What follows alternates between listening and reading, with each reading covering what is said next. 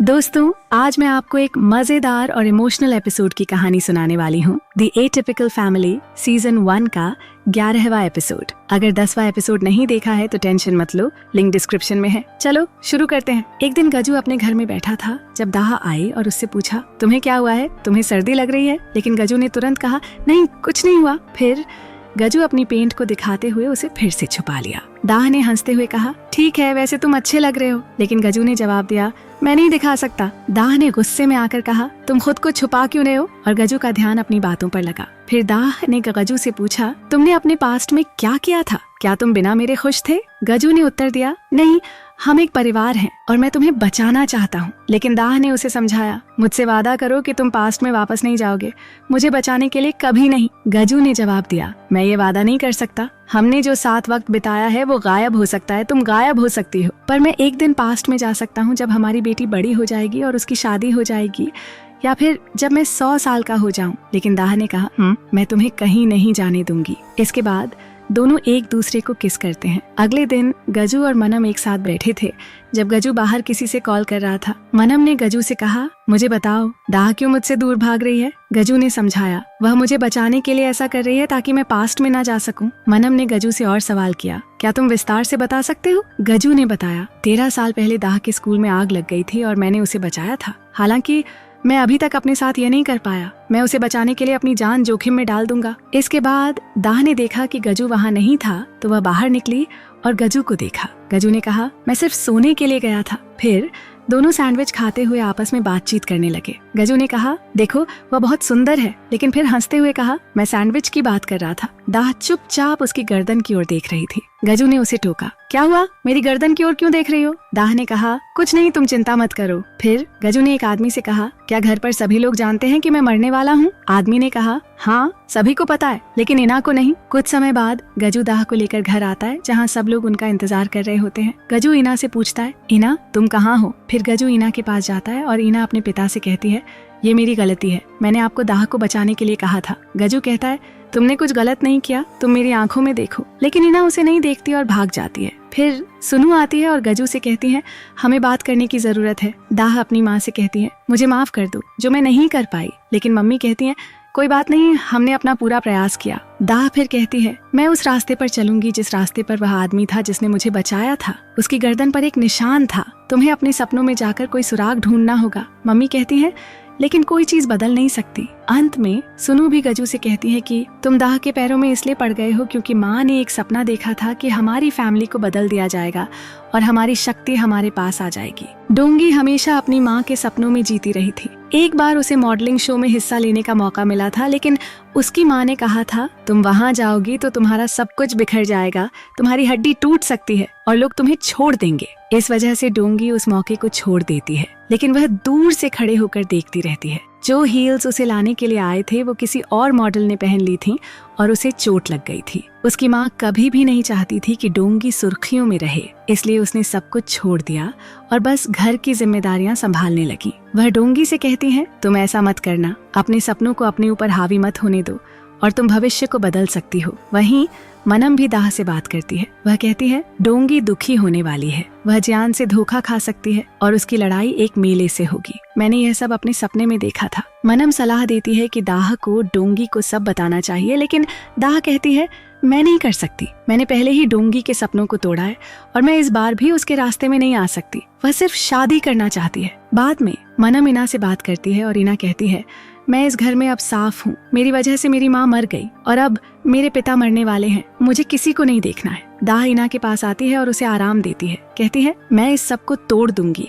जो मनम ने देखा था मैं उसे बदल दूंगी और तुम्हारे पिता को बचा लूंगी। अगले दिन जियान डोंगी को उसे नए अपार्टमेंट में ले आता है। वह पूछता है, क्या मैं यहाँ रहने के लिए कॉन्ट्रैक्ट पर साइन करूँ? डोंगी जवाब देती है, क्या तुम मेरे घर पर रह सकते हो? जियान कहता है, तुमने एक बार कहा था कि मुझे तुम्हारे बिना बीमार फील होता है, इसलिए मैंने ये अपार्टमेंट लिया। डोंगी कहती है, ठीक है। इसके बाद जियान एक लड़की के साथ शॉपिंग करता हुआ दिखता है। दोनों एक दूसरे को किस कर रहे होते हैं और तभी कोई उनकी तस्वीरें ले रहा होता है। जियान पार्किंग एरिया में आता है और अचानक उसके पास एक फोटो भेजी जाती है जिसमें वह सब कुछ देखकर हैरान हो जाता है। एक लड़की बाहर आती है जो दाह होती है। वह जियान से कहती है तुम जो कर रहे हो वो गलत है, उनके पास ऊपर की शक्ति है और तुम इसे नहीं समझ पाओगे, इसलिए तुम अपनी शादी को कैंसिल कर दो। जियान कहता है तुम कौन हो और तुम्हें कितना पैसा चाहिए? दाह कहती है मुझे 200 मिलियन चाहिए और अगर तुम मान नहीं रहे तो मैं तुम्हारे खिलाफ खड़ी हो जाऊंगी। जियान उसे पकड़ता है लेकिन तभी सुनु आकर दाह की रक्षा करती है। जियान कहता है मेरे पास पैसे नहीं है तो शादी कैंसिल कर दो। दाह जवाब देती है ठीक है तो शादी कैंसिल कर दो। बाद में दाह अपने अंकल से बात करती है और कहती है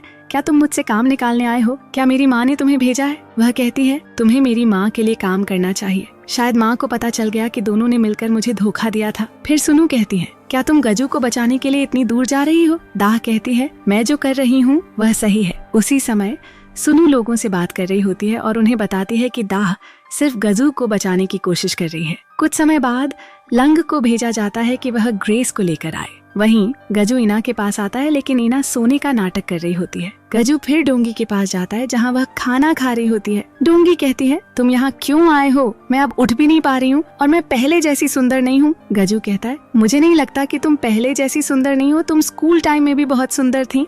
याद है जब मुझे चोट लगी थी तब तुमने मुझे खाना खिलाया था? डोंगी मुस्कुराते हुए गजू की बातें सुनती है और उसकी आंखों में एक नई उम्मीद जागती है। सीन अब पास्ट में शिफ्ट होता है। गजू अस्पताल में पड़ा था और उसके पास डोंगी बैठी हुई थी। डोंगी ने उसे कहा तुम खाना खा लो नहीं तो माँ तुम पर चिल्लाएगी, लेकिन गजू ने मना करते हुए कहा मैं नहीं खाऊंगा, तुम ये खाना खा लो। पास में खड़ा गजू चुपचाप ये सब देख रहा था। कुछ देर बाद डोंगी खाना खाने लगी और गजू ने उसे देखा। फिर उसने कहा क्या मुझे भी खाना चाहिए? डोंगी उसे खाना खिलाते हुए मुस्कुराई। गजू ने कहा जब तुम खाना खा रही थी तब मुझे बहुत खुशी हो रही थी और अब मैं भी खाना चाहता हूँ। गजू ने आगे कहा तुम्हें तो एक शो करना चाहिए जहाँ लोग तुम्हें खाना खाते देखेंगे तो वे भी खुश हो जाएंगे। डोंगी ने हंसते हुए कहा मुझे कौन देखेगा? फिर गजू उसके पास आया और कहने लगा जब मैं तुम्हें देखता था तो मैं बहुत खुश होता था। अब मुझे ये समझ नहीं आ रहा कि जब मेरी शादी होने वाली है तो मैं इतनी दुखी क्यों हूँ। गजू ने उसे समझाया तुम इसका जवाब पहले से जानती हो। तभी कहानी में नया मोड़ आता है जब जियान दाह से मिलता है और उसे पैसे का बैग देता है। वह कहता है अब तुम मेरी वीडियो डोंगी के पास मत भेजना। दाह ने चुपचाप पैसे की ओर देखा और पूछा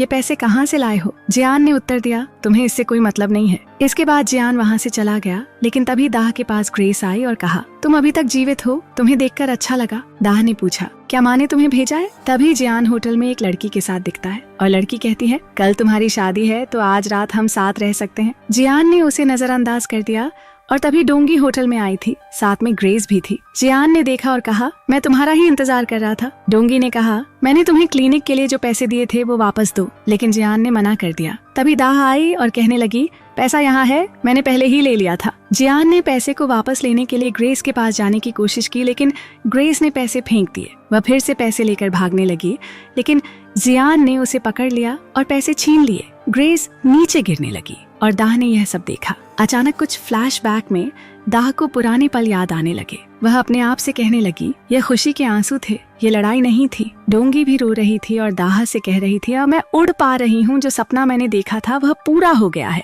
दाह ने उसे गले लगा लिया। इसके बाद दाह घर लौटी और सबको बताया कि डोंगी के सपने का सही मतलब था। उसने कहा जैसे डोंगी की जिंदगी बदल गई वैसे ही गजू को भी बचाया जा सकता है। डोंगी पैसे लेकर आती है और पास में ईना भी होती है जो इन दोनों की बातें सुन रही होती है। डोंगी कहती है आपको सपने देखते रहना चाहिए, इस तरह हम गजू को बचा सकते हैं। इसके बाद गजू आता है और डोंगी से पूछता है क्या हम बाहर जा सकते हैं? गजू उसे घर में ले आता है। ईना अपने पिता से कहती है क्या कर रहे हो? तो पिता ईना से कहते हैं मैंने तुमसे वादा किया था कि हम एक साथ पार्क जाएंगे और मैं तुम्हारे लिए कॉटन कैंडी खरीदूंगा, लेकिन अब देखो स्टोर तो बंद होने वाला है। गजू ईना से कहता है हम अगली बार आएंगे ना? ईना जवाब देती है अगर तुम अगली बार नहीं आ सके तो, लेकिन गजू उसे आश्वस्त करता है आज तो मैं तुम्हारे साथ हूँ ना। फिर गजू ईना को अंदर लेकर जाता है और दोनों अंदर जाते हैं। गजू कहता है मैंने पहले सोचा था कि सब कुछ खत्म हो चुका है, लेकिन अब मुझे ऐसा नहीं लगता। ईना उससे कहती है तुम ऐसा मत सोचो, हमें अपनी मेहनत जारी रखनी चाहिए। गजू उसे गले लगा लेता है और कहता है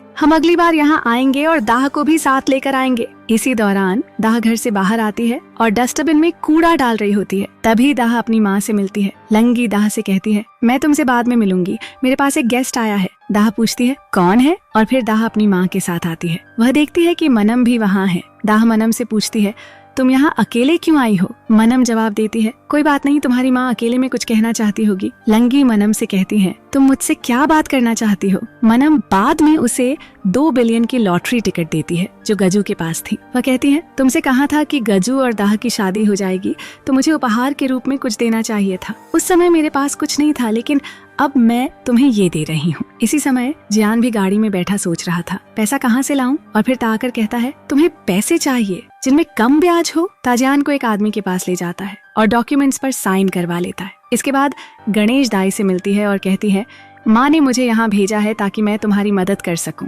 अब जियान को सिखाने की जरूरत है ताकि डोंगी की रक्षा की जा सके। अंत में दाह अपनी माँ से कह रही होती है, आप ये सब क्यों कर रही हो? लंगी जवाब देती है, मैंने तुमसे कहा था कि मैं सिर्फ यही चाहती हूँ कि तुम और गजू खुश रहो, लेकिन तुम मेरी बात पर विश्वास नहीं कर पाई। तुम्हें लगा कि मैं धोखेबाज हूँ, लेकिन मैं ऐसा नहीं चाहती थी। जो भी किया उसके लिए मुझे माफ कर देना। एक दिन दोनों मिलते हैं और पास में इना खड़ी होती है जो उन्हें देख रही होती है। पास में ग्रेस और ता भी खड़े होते हैं और इन दोनों को देख रहे होते हैं। उसी समय दाह और गजू की फैमिली एक साथ बैठकर खाना खा रही होती है। गजू ने खाना तैयार किया था और डोंगी खा रही थी। वह कहती है, ये वही खाना है जो पिताजी बनाते थे, तुमने इसे कैसे बनाया? गजू मुस्कुराते हुए कहता है, मैंने पहले पिताजी को इस तरह खाना बनाते हुए देखा था। इसी बीच डांस करती हुई एक लड़की आती है, लेकिन उसे डांस ठीक से नहीं आ रहा होता। गजू बाहर से इसे देखता है और फिर उसके पास जाता है, उसे डांस सिखाने लगता है। वह लड़की गजू से पूछती है, तुम इतनी मेहनत क्यों कर रहे हो? गजू जवाब देता है, मॉम, मैं चाहता हूँ कि मैं सबको दिखा सकूं कि मैं क्या कर सकता हूँ। अब मैं पहले जैसा इनविजिबल नहीं रहूंगा। दूसरी ओर गजू और दाह ड्रिंक कर रहे होते हैं और दाह किसी को आंख मारती है। गजू पूछता है, तुम किसे आंख मार रही हो? दाह मुस्कुराते हुए कहती है, ये फ्यूचर से जुड़ा हुआ है, फ्यूचर में ये और भी बेहतर होगा। फिर गजू का ध्यान पास में सुनू का पड़ जाता है जो सपने देख रहा होता है। वह उठकर गजू से कहता है, मैंने फिर से वही सपने देखे हैं, मुझे ये जानना है कि यह क्या है। गजू उसे हिम्मत देते हुए कहता है, डरो मत, मैं तुम्हारे पास हूँ। तभी दाह गजू के पास आती है जो कपड़े बदल रहा होता है। दाह उसकी गर्दन को देखती है और गजू मुस्कुराकर कहता है, तुम मुझे ऐसे क्यों देख रही हो? तुम मुझ में ऐसा क्या देखती हो? दाह थोड़ी देर सोचती है और फिर उसे चूम लेती है। इसके बाद दोनों गाने की आवाज सुनते हैं और नीचे गाने का माहौल बन जाता है। मनम से गजू पूछता है, क्या तुम्हें गाना याद है? मनम जवाब देती है, हाँ मुझे याद है। फिर दोनों डांस करने लगते हैं जबकि गजू उन्हें देखता रहता है। गजू का ध्यान फिर पास्ट में चला जाता है जहाँ उसकी फैमिली उसी गाने पर डांस कर रही होती है। तभी गजू देखता है कि एक लड़की दौड़ रही है। वह लड़की गजू के ध्यान में आती है और वह उसे पीछे से फॉलो करता है। लड़की अपने दोस्तों के पास पहुंचती है जो उसे कह रहे होते हैं, तुमसे साइकिल नहीं चलेगी, तुमसे यह नहीं होगा। गजू को समझ में आता है कि यह लड़की दाह है। फिर वह उसके पास जाता है और उसकी मदद करता है। दाह खुश होकर साइकिल चलाने लगती है और उसके दोस्त हैरान होकर उसे देख रहे होते हैं। तभी गजू को एक पेड़ की डाली गर्दन पर लग जाती है। वर्तमान में दाह गजू से कह रही होती है, नीचे आकर खाना खा लो। गजू भी नीचे आता है, लेकिन उसे आईने में अपनी गर्दन पर वही निशान दिखाई देता है जिसके बारे में दाह ने बताया था। गजू तुरंत उस निशान को छिपा लेता है और अपनी फैमिली के पास पहुंचता है जहां वे सब खाना खा रहे होते हैं। और इसी के साथ एपिसोड खत्म हो जाता है। तो दोस्तों, अब हम अगले एपिसोड में मिलेंगे। तब तक के लिए अलविदा।